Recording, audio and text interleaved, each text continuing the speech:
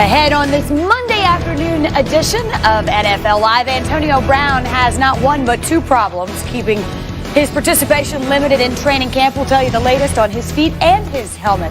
We'll have a live report from Oxnard, California, as Ezekiel Elliott continues his holdout. What's next for Zeke and the Dallas Cowboys? And the rookie quarterbacks, some of whom made headlines over the weekend. What kind of quarterback competition are we talking about now? We'll have the latest straight ahead on NFL Live. We are off and running on this Monday afternoon. Hello, everybody. Glad you could be with us. I'm Wendy Nix. We've got Dan Graziano, who, by the way, is back from his training camp marathon. Welcome back, man. He crisscrossed the country. He's back. Victor Cruz, looking dapper as always. And on his first official day, Josh McCown, we're happy to have you with us. Glad to be here. Yes, right. It's official. It gets, yes, sir. It gets very serious from this point on. All right, I mentioned it, and I wasn't kidding. We've got issues this afternoon, or more accurately, Antonio Brown has a pair of problems, again, limiting his participation in camp. He remains absent from Raiders training camp as he deals with frostbitten feet. This came courtesy of a cryotherapy mishap in France last month. There is also the grievance against the league regarding his helmet. John Gruden talked about his expectations. And I hope so. You know, there's been a lot of reports out there. I can't say I agree with all of them, certainly. But I support this guy. You know, I think that's what needs to be said. I don't know what anybody's writing or what anybody thinks, but this foot injury wasn't his fault. You know, this was a total accident.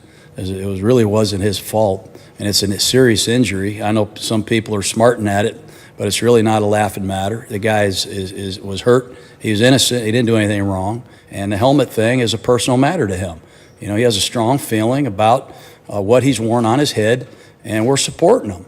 And we understand the league's position as well, so we're in a tough spot. And we hope Antonio is back here soon because he's exciting to be around. I'm excited. I got some plays for him. I hope we can start calling him. But we're confident that he's going to be a huge factor for the Raiders for years to come.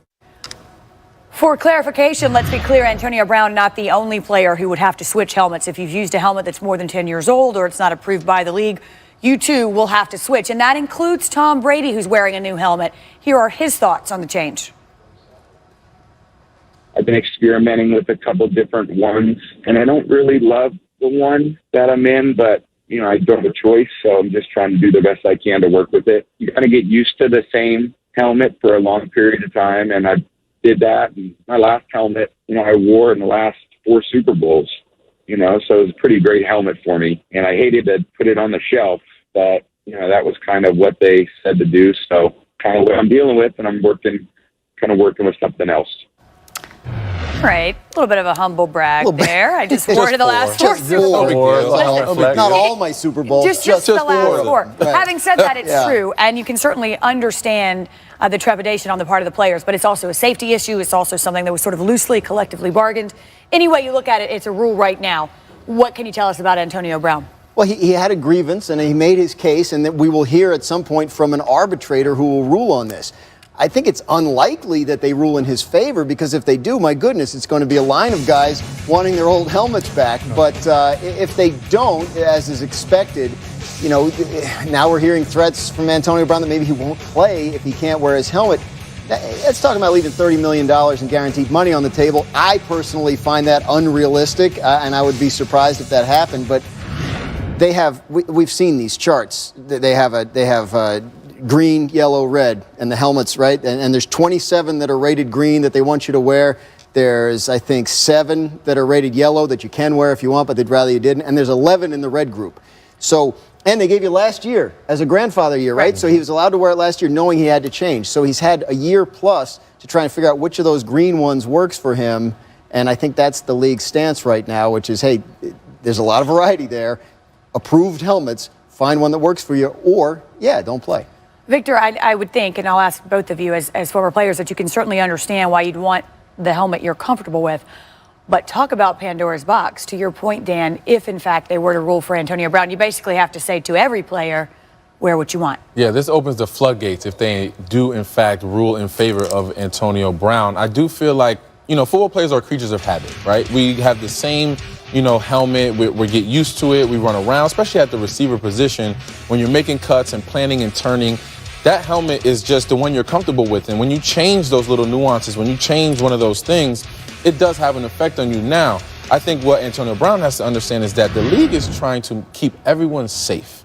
I think every helmet that is used, every helmet that is in that green that Dan Graziano alluded to, is a helmet that will keep you the safest out of all the list of helmets on this list. And I understand how you have this kind of, this feeling about your helmet, and you've had it for a number of years, and you've caught X amount of passes in this helmet and things of that nature.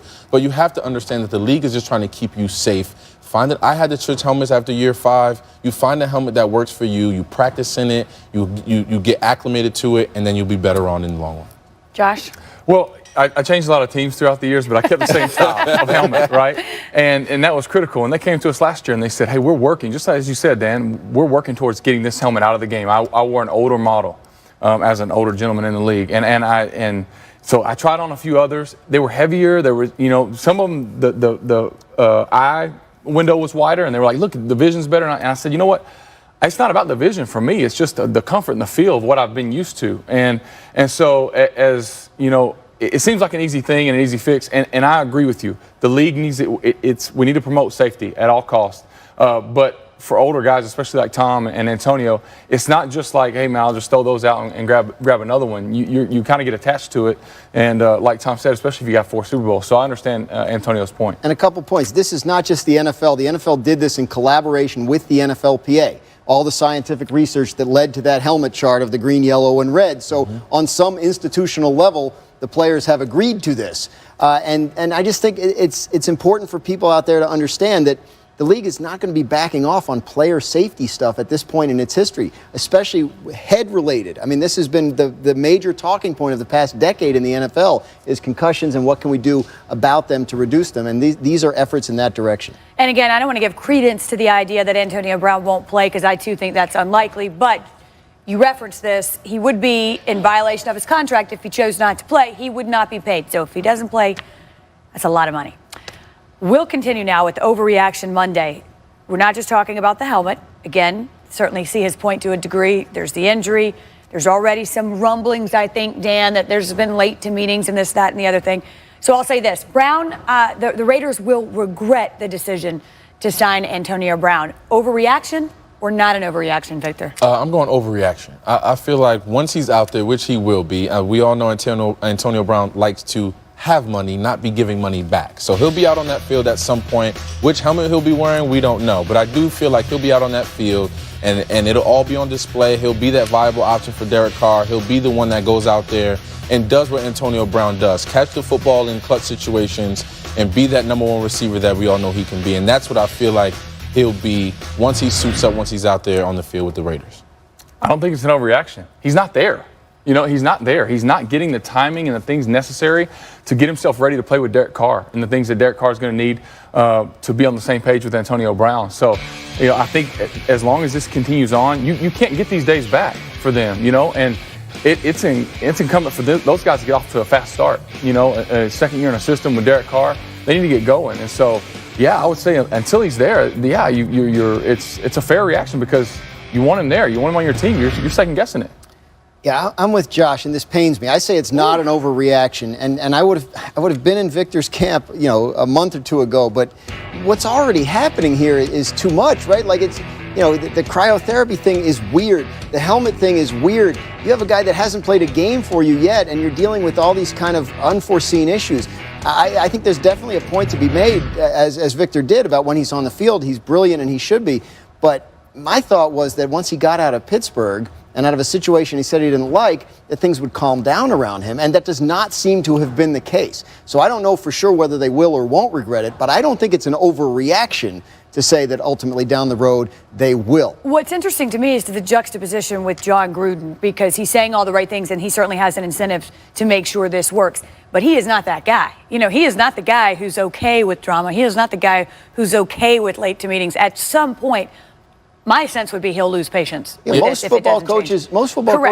Gruden, certainly on the upscale of that. I think you could see that in the tone of his press conference. You could see in the manner of how he was having Antonio's back. He was saying everything he could to, hey, man, come on, we need you here. We got to get you here. So I agree with you. We know Josh is from Texas, too. I'll say this. You notice he said an older gentleman in the league, not an older player. Right there. We know. All right, look, Brown is